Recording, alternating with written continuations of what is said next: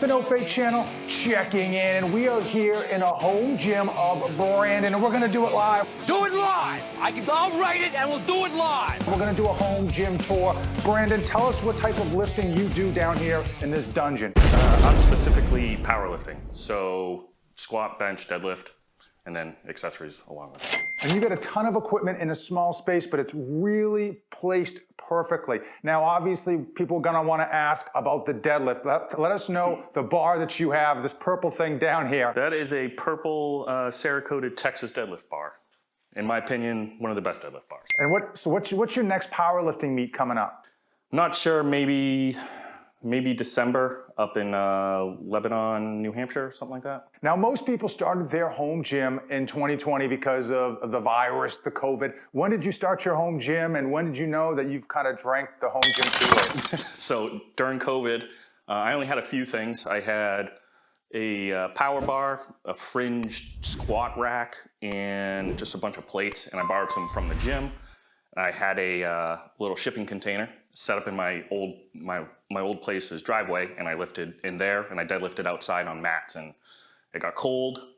You know, you had to kind of plan around the weather, and then I started naming it the Trap House because it was just the most bootleg thing ever. That transformed into same equipment. When it got hotter, I went under a 10 by 10 canopy in my backyard. Okay, still outside though. Still outside. I did that until the gym's kind of reopened. And then when I moved here, I was like, I'm just gonna build a home gym. I mean, it looks fantastic. And for those of my longtime subscribers who saw me review the Rogue plates, this gentleman let me borrow them when they were brand new, fresh out of the box. Now, recently, you're swapping out those Rogue plates. Tell us a little bit about that. So the Rogue plates, they're super thin, and I didn't think about this ahead of time. Moving them, like deadlifting, you can't really grip them with one hand, so literally one plate at a time. I have a belt squat attachment, so after I deadlift and I go to that, it's a pain in the butt. So I got some Strength Co. plates. I think this one's a winner. And I kind of have a theme here. I try to stay American, American made when I can. Typically on anything that's my life is depending on it. Which makes sense, and going Strength Co. is gonna make Basement Brandon happy. Now, I see some cardio equipment down here. Now, let's be honest, is that your cardio equipment, or do you just put that there so people think you actually do cardio? I know a lot of power lifters, cardio is a dirty word. Yeah, the Peloton's my girlfriend's. I've only ridden that thing probably about twice because you have to clip in. I don't have shoes for it, but the air bike is my newest addition. I use that for warm up, and then if I can do it typically on bench days or rest days, I use it for cardio. I love the air bike, the Devil's Bike. It's like the best piece of equipment to hate. And tell us about the newest addition to your home gym here. The newest addition is my Bells of Steel lat pull down. Thing's amazing. I had a Titan plate loaded before, and that kind of just started being a pain loading plates on and off. Very picky the way it was designed, so you couldn't like put a 10 on one side because it would kind of stick.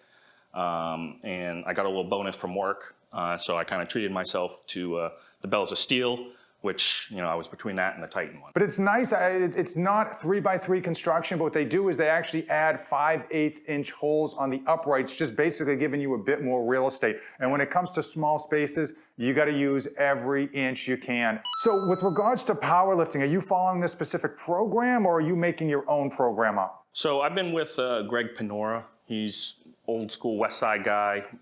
He has world records in multiply, single ply, and raw. And I've been with him probably 4 or 5 years on Train Heroic, the app is. Now a bunch of people are on there. But I keep doing better in meets, so there's no point to change. Powerlifting is very boring training. So you just gotta kind of stick with it. Now, if you had to estimate, what do you think your opening lifts are gonna be for your upcoming meet? I only really care about my overall total, so I tend to open a little light just to kind of feel out, the pauses, squat depth, and kind of all that. But maybe 300 bench, maybe 550 squat, maybe 600 deadlift. A little bit above mine. Now let's ask what people really want to know. Is sumo deadlifting cheating? I'm always curious people's opinion. No. If it's from the bottom of the floor up, okay, it's all fair in deadlifting. What's the next piece of equipment? Because we know a home gym is never done. What is the next piece of home gym equipment that you're gonna try to sneak in here when the girlfriend's not looking? Time out. You have all been using my affiliate links, which are in the description of today's video. And all the proceeds from those links go right back into fueling my ice habit, as well as supporting future content for the channel. When you use those links, let me know so that I can send you a small token of my appreciation. Upgrade some of my other plates, probably to Strength Co.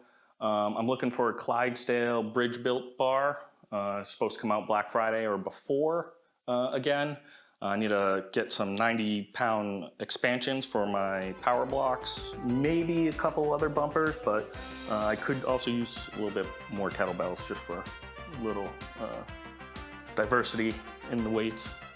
Yeah, kettlebells are I love kettlebells. I probably like them too much. But so we talked about the Texas deadlift bar. Tell me about some of your other bars that you use. And obviously when it comes to powerlifting, it's not a lot of variety. I'm a big fan of auxiliary bars more so than others, but let us know what you have here. I have the Elite FTS safety squat bar, which in my opinion is the only one to ever own. I actually had the Bells of Steel one before, and it doesn't even compare. I got rid of it after one use, I guess. I got a Kabuki Cerakote power bar, which was a lot of money. If anyone knows them, it's a $700 bar, but it's the world's strongest power bar, so sure. I have the Black Widow training gear, rackable fat bar, easy bar. That's a handful to say. And then I have a Sportcraft multi-grip bar. Also, all of those are made in America too. Yeah, Black Widow, for those of you who don't know, is a great company, makes their products in America, and they've got a lot of fun stuff on their website. I'll put the link in the description. Good quality too. The powder coat on it is pretty thick, so it doesn't have knurling, but the powder coat kind of takes care of that.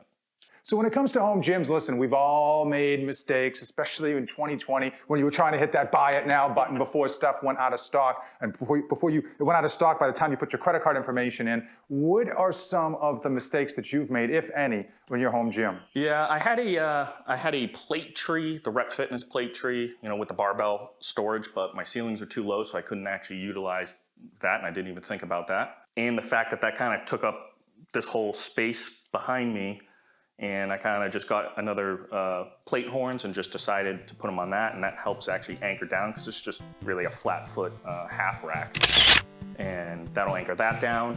And not so much of a mistake, the Rogue USA plates. I used them for 2-3 years maybe, but it's just nothing wrong with the plates. Just they're too thin and kind of time-consuming swapping because you need two hands. And it's so funny how everything is objective, right? So the reason he's getting rid of them is the reason I really like them is that they are thin, and even though they don't have a big lip, I thought they had enough of a lip to kind of clip your fingers into, but I'm not nearly putting on as many plates as the big guy over here.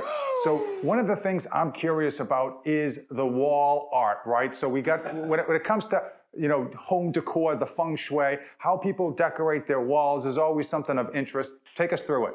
So the Body by Brand McDonald's one, that was just I had a couple t-shirts made because it was just funny. On Instagram, I just hashtag Body by Brandon. And then I would always, on my story, just post McDonald's. Anytime I was eating McDonald's, it was Body by Brand. Not that I, house McDonald's every day, but it was funny. And my girlfriend got that for me for Christmas. The classic Budweiser, because I grew up drinking Budweisers. Everyone in my family drinks it. Bud Heavy, right? Not the Bud Light, the Bud Heavy. And it's just funny to have because I don't ever see anyone have a beer banner in their gym.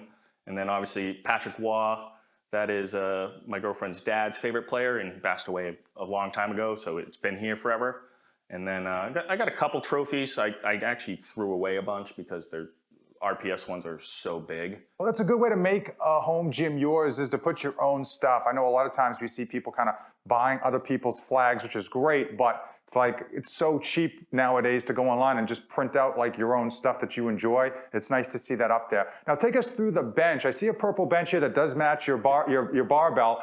That is the rep, is it 4100? Yeah, I think that's, it looks like the Rep Fitness 4100. That's what that is. I actually bought that Vulcan one off of you a few years ago. So I actually had 2 benches in here, but I really wasn't utilizing that second one, and we planned on putting the Peloton down here, and that's kind of what that area was. So since this one's obviously, when you have a home gym, you kind of need something that does more than one thing. So since that's an incline, I kept that one. Yeah, it is nice to have 2 benches in a home gym, especially just kind of for setting stuff up. But when space gets tight, that's usually the first thing to go. Especially, I know the Vulcan, you could not store it vertically. It seems like all the benches that come out now purposely being made to store vertically so they can kind of be nice and neatly stored out of the way. So listen, what's one of the takeaways you want to tell people if they're on the fence about home gyms, or one piece of advice?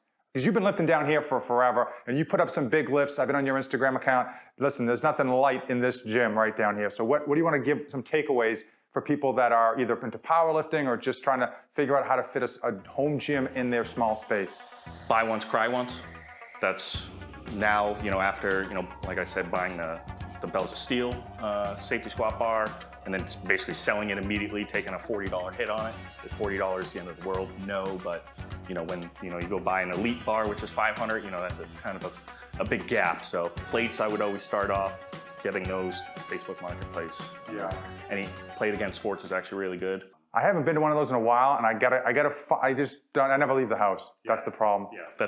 These ones are actually from Plate Against Sports like 12 years ago. They're just regular York ones. So, and then just kind of really think multi-purpose. Like, no, you don't need a deadlift bar, but I do compete on a deadlift bar.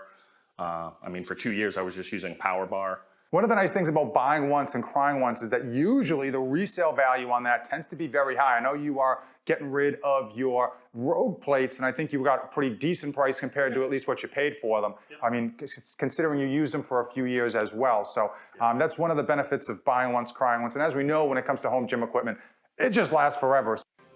Forever. Especially when there's not many moving parts involved, it's not gonna go bad. A 45-pound plate is always gonna weigh 45 pounds. Yep, yeah. And I know with Rogue, from my gym, they had a bunch of the Ohio bars.